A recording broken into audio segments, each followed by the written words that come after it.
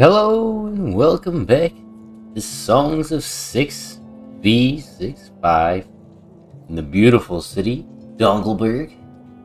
You can see we've got a lot of money.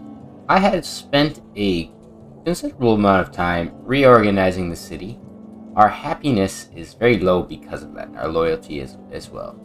But this part of the city that was all of our infrastructure has been removed. We are no longer making fabrics or clothing, or pretty much anything else except for cut stone and furniture, which I am making over here in this central area.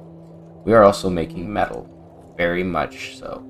We've got a great metal smelter here, and he is pumping out a ton of metal. We've got this giant-ass warehouse connected to a restaurant to feed all these roughly a couple hundred people here. Still missing some homes. Still got to work on that. You can see there's tons of people standing here talking, listening to this guy. Look at all those people just standing there. I might have to remove the stock. I like when they can actually all stand around it and you can see them. It's a really interesting thing to see. We also have our carpenter here and our mason. Our export depot for furniture, which is selling anything over 1600, which is pretty good. We're making a lot and we make a good amount of money doing so. We import coal and ore so that we can keep our metal smelter going, and we use that iron to upgrade things like the carpenter, which I haven't gotten there yet because I was upgrading the smelter first. We've got a bunch of nice wells. This hearth I can finally upgrade now because I've got the cut stone. This one took a considerable amount of iron to make, but now that it's made, I can just grab cut stone whenever I want, and this should help us keep the entire city set on cut stone.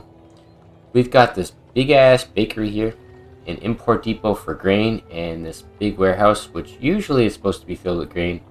I have to work on some trade deals, but I've been going for like 6 hours straight now, not including the 12 plus hours I've spent off screen just doing a bunch of random stuff, or rather a total of 18 hours off camera. We've got all of this housing room here for people, but they don't want it. They want to live here, and that's okay. I like this block. I'm actually happy with how the block came out.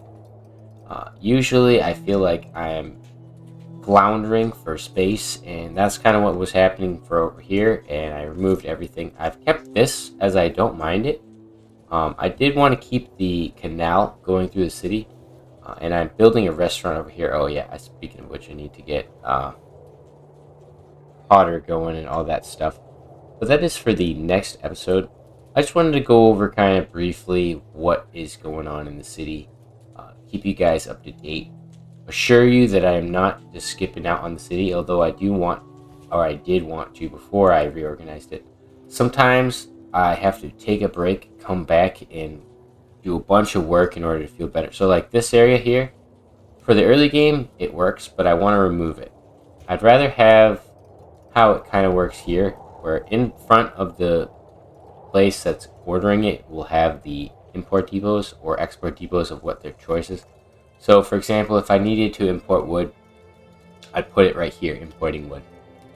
Same with this, if I need to import stone, which I probably will, because if I look, you can sell this for 113. Wow, goddamn. And you can import wood for, stone for a single denarii. So right away, looks good to me. That's a really good trade-off. Probably gonna drop a couple of these guys and put them here. Wow, that was a perfect trade-off right there. And then have an export depot, another one right here, and then have them export cut stone, and then I might have importing regular stone right there. I moved all of the fruit orchards. I made them bigger. I put them over here near the canal. I really like to take use of the canal, especially since I put it in. It's not the ideal situation when you have to spread it out and make more canals going this way and that way to work it, but I think that will potentially change in the future. I think Jake will come to his senses on that one and realize that one pump upgraded to the max, still going 64 tiles, doesn't make sense. It should go much further, but I don't know. Either way, the city is going well, and I also have this part of town, the gem town. These guys make a considerable amount of gems.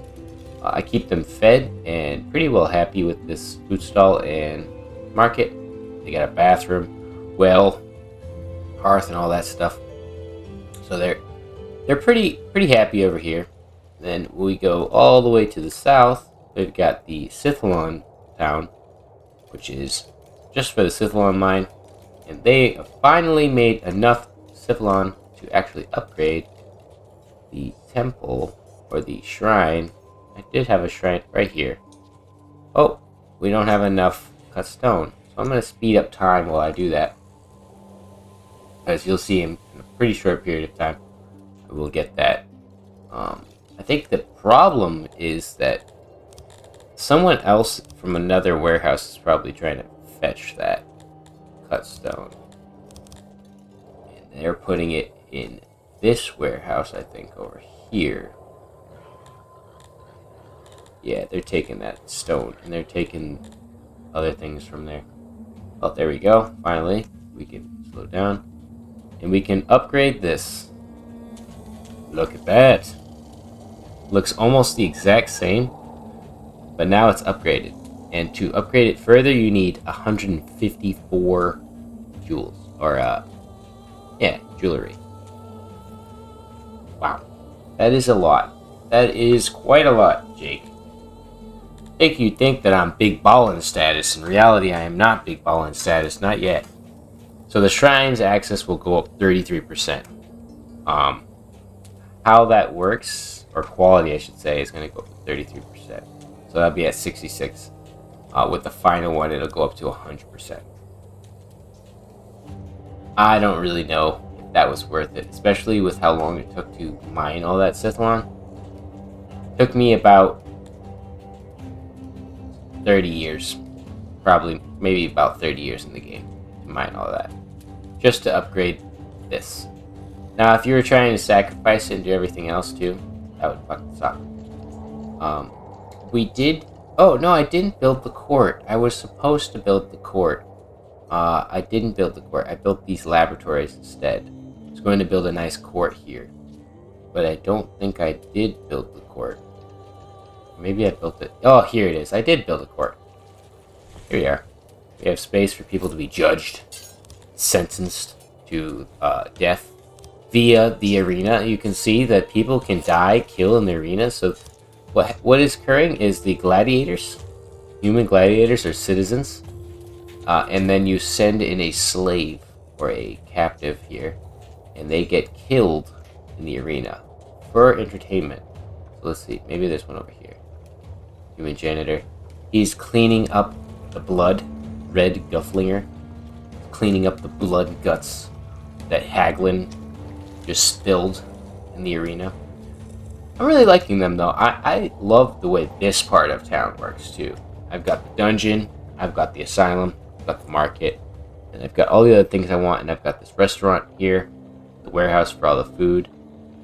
So basically, the only thing I need to keep working on is getting cut stone and furniture for right now. I'm going to have potentially decently sized warehouses like this, or workshops like this for fabric, because it's going to be a contention area.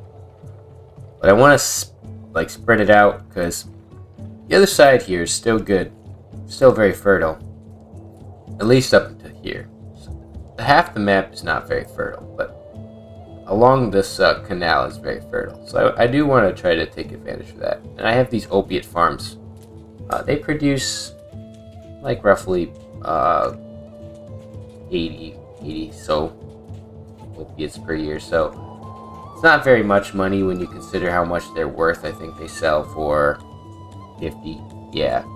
So 80 times 50 is like 400. It's not a lot. Where if I look at this here, I can create 35 per day and sell them at 60 pop. So these opiate farms, in reality, aren't worth anything. As a matter of fact, I'm probably going to remove them. Because I only need enough opiates to keep myself up. And that's it. I don't need... You don't make more money off of them. You kind of make less money with the amount of guys working there and the amount of space. So that's why I removed a lot of the farms. I do like the orchards because they keep you topped off on fruit. But eventually I'll remove them. In the herb farm, just kind of one of those things where I keep the herbs around because if I look, I think importing herbs, let's see how much they cost. Yeah, they're 14.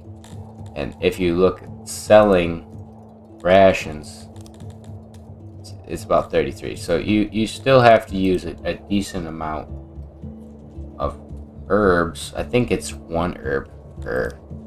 Yeah. It's not too bad.